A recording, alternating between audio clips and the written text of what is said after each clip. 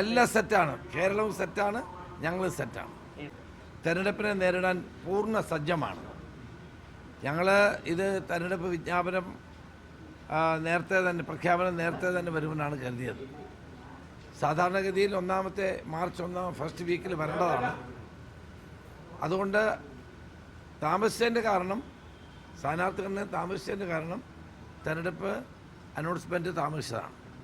തെരഞ്ഞെടുപ്പ് എപ്പോൾ അനൗൺസ് ചെയ്താലും അപ്പോൾ ഉടൻ തന്നെ ഞങ്ങളുടെ സ്ഥാനാർത്ഥി ലിസ്റ്റ് പുറത്തു വരും. അതിനു വേണ്ടിയിട്ടുള്ള എല്ലാ നടപടികളും പൂർത്തിയായിക്കൊണ്ടിരിക്കുക. സ്ഥാനാർത്ഥികളുടെ കാര്യം പറയുമ്പം ഈ കെ സുധാകരൻ ഉൾപ്പെടെയുള്ളവർ ഇപ്പോഴും മത്സര രംഗത്തേക്ക് വരണമെന്ന ഒരു കാര്യത്തിൽ ഉറച്ചു നിൽക്കുക തന്നെയാണ്.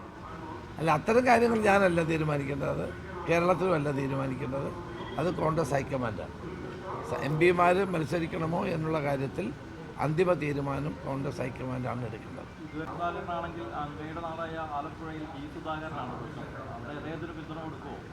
അല്ല, അതിനെപ്പറ്റി ഞങ്ങൾ UDF-ലെ ഘടകകക്ഷികളുമായിട്ട് ആലോചിച്ച് വൈകാതെ ഒരു തീരുമാനം അക്കാര്യത്തിൽ വരും.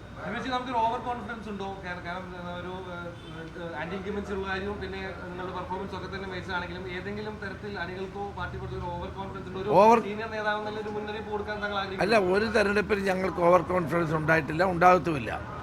ഇന്ന് കേരളം ഒരു രാഷ്ട്രീയ മാറ്റത്തിന് തയ്യാറാണ്. ഇപ്പം അവസാനത്തെ ക്യാബിനറ്റിൽ വെറുതെ തീരുമാനങ്ങളെടുത്തു. ഇതൊന്നും നടപ്പാക്കാനല്ല, ആളുകളെ കളിപ്പിക്കാനാണ്. ഈ കഴിഞ്ഞ 2-3 ക്യാബിനറ്റ് എടുത്ത് നോക്കിയാൽ എല്ലാ തീരുമാനങ്ങളും എടുത്തു. കഴിഞ്ഞ 10 വർഷം ചെയ്യാത്ത എല്ലാ തീരുമാനങ്ങളും 2 ക്യാബിനറ്റിലൂടെ നടപ്പാക്കിക്കൊണ്ടിരിക്കുകയാണ്, തീരുമാനമെടുക്കുകയാണ്. ഇതൊന്നും നടപ്പാക്കാനല്ല, തെരഞ്ഞെടുപ്പിനെ കണ്ടുകൊണ്ട് ആളുകളെ കളിപ്പിക്കാൻ വേണ്ടി ഇഷ്ടംപോലെ തീരുമാനങ്ങൾ എടുക്കുകയാണ്. ആളുകൾക്ക് മുഴുവൻ ഭൂമി വധിച്ചു കൊടുക്കുകയാണ്. അങ്ങനെ എൻ്റെ എല്ലാ വിശദാംശങ്ങളിലും വരാൻ പോകുന്നേ ഉള്ളൂ. ഒരു കാലത്തും കഴിഞ്ഞ 10 വർഷം ചെയ്യാത്ത കാര്യങ്ങളാണ് ഇപ്പോൾ രണ്ടാഴ്ച കൊണ്ട് ചെയ്തുകൊണ്ടിരിക്കുന്നത്. ഇതൊക്കെ ആളുകളെ കബളിപ്പിക്കാനാണ്. ജനങ്ങൾക്ക് ഇതൊക്കെ മനസ്സിലാകും. തെരഞ്ഞെടുപ്പായതോടുകൂടിയാണ് 2-3 പേജ് പരസ്യം, ആളുകളെ കളിപ്പിക്കാൻ വേണ്ടിയിട്ടുള്ള നടപടികൾ, ക്യാബിനറ്റ് തീരുമാനങ്ങൾ. കാരണം ഇതൊന്നും നടപ്പാക്കേണ്ടി വരില്ലെന്നറിയാമല്ലോ. ഒരു ഭരണമാറ്റം ഉണ്ടാകാൻ പോകുന്നു, പുതിയ ഗവൺമെൻറ് വരും. അപ്പോൾ ഇതൊന്നും തങ്ങൾക്ക് നടപ്പാക്കേണ്ടി വരില്ല. ഇപ്പോൾ പ്രഖ്യാപനം നടത്താനും ക്യാബിനറ്റ് തീരുമാനിക്കാനും ഉള്ള ധൃതിയാണ് ഗവൺമെൻറ്റിന്. ഒരു ദിവസം തന്നെ, ഒരാഴ്ച തന്നെ 2-3 ക്യാബിനറ്റ് കൂടുകയാണ്. അപ്പോൾ ഇതൊക്കെ ആളെ പറ്റിക്കാനുള്ള ഏർപ്പാടാണ്. ഇതിലൊന്നും കേരളത്തിലെ ജനങ്ങൾ വീടില്ല. ഈ ഭരണം മാറണം എന്നുള്ള ആഗ്രഹം മുഴുവൻ ജനങ്ങൾക്കുമുണ്ട് എന്നുള്ളതാണ് സത്യം. സ്ഥാനാർത്ഥികളാവാൻ ധാരാളം ആളുകൾ കോൺഗ്രസ്സിലുണ്ടാവും, UDF-ലുണ്ടാവും. സ്വാഭാവികമായും കോൺഗ്രസ് പാർട്ടി കേരളത്തിലെ ഏറ്റവും ശക്തമായ പാർട്ടിയാണ്. തെരഞ്ഞെടുപ്പിൽ സ്ഥാനാർത്ഥികളെ പ്രഖ്യാപിച്ചു കഴിഞ്ഞാൽ എല്ലാവരും ഒരു മനസ്സോടെ ആ സ്ഥാനാർത്ഥികളുടെ വിജയത്തിന് വേണ്ടി ആത്മാർത്ഥമായി രംഗത്തിറങ്ങി പ്രവർത്തിക്കും. ഈ പറഞ്ഞ പോലെ തന്നെ എല്ലാ തവണയും ഈ സ്ഥാനാർത്ഥി നിർണയത്തിന് ശേഷം ഒരു അതൃപ്തികൾ പരസ്യമായി തന്നെ വരാറുണ്ട്. ഇത്തവണ അങ്ങനെ വരികയാണെങ്കിൽ എന്തായിരിക്കും? അല്ല, ഇത്തവണ ഏറ്റവും കൂടുതൽ പരസ്യമായിട്ടുള്ള എതിർപ്പുണ്ടായ CPM-ൽ നിന്നാണ്.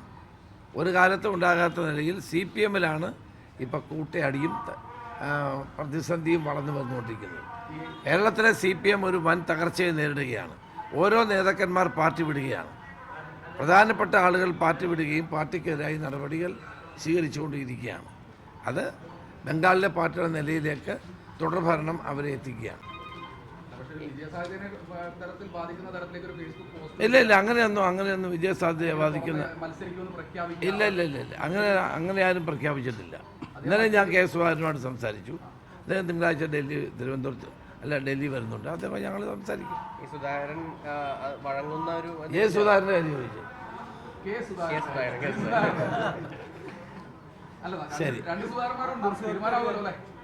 അല്ല, കെ സുധാകരനോട് ഞാൻ ഇന്നലെ സംസാരിച്ചു. അദ്ദേഹം തിങ്കളാഴ്ച ഡൽഹി വരും, എല്ലാവരോടും സംസാരിക്കും. വേറെ പ്രത്യേകിച്ച് പ്രശ്നങ്ങളൊന്നുമില്ല. ഗുരുവായൂർ മണ്ഡലത്തിലെ നാട്ടുവാർത്തകളുമായി സർക്കിൾ ലൈവ് ന്യൂസ്.